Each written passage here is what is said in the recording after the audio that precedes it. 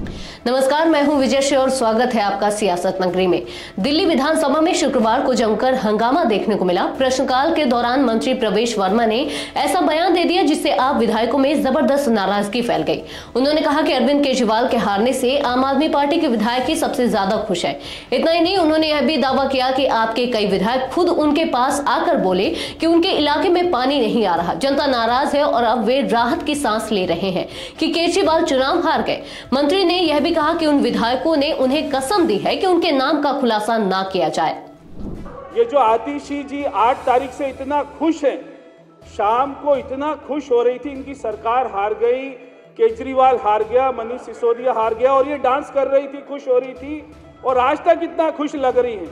सारे विधायक खुश हैं कि केजरीवाल हार गया, कि हम लोग सवाल पूछ सकते हैं, समस्या उठा सकते हैं।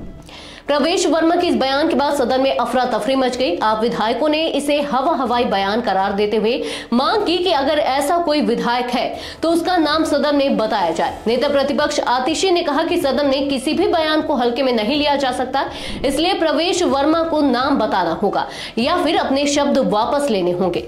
संजीव झा ने भी मंत्री को घेरते हुए कहा कि सदन में सिर्फ अनुमान के आधार पर बयानबाजी नहीं हो सकती। अगर कोई आप विधायक खुश है तो नाम बताया जाए। इस पर प्रवेश वर्मा ने पलटवार करते हुए कहा कि नाम तो वो भी ले सकते हैं, लेकिन उन्होंने कसम खाई है कि इसका खुलासा नहीं करेंगे।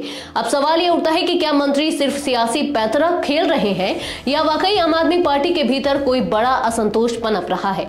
केजरीवाल के हार के बाद से लगातार आप नेताओं में असंतोष की खबरें आ रही हैं। क्या यह उसी का संकेत है? इसी दौरान सदन में महिलाओं को 2500 रुपए देने की योजना पर भी चर्चा हुई। आप विधायक सुरेंद्र कुमार ने इस मुद्दे पर सवाल किया कि सरकार इसे लागू करने में इतना समय क्यों ले रही है।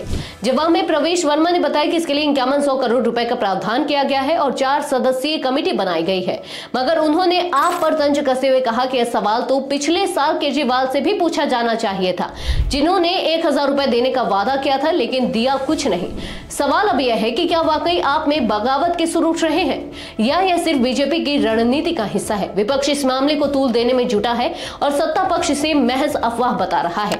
लेकिन इतना तो तय है कि इस बयान के बाद दिल्ली की राजनीति में भूचाल जरूर आ गया है। आज के लिए बस इतना ही।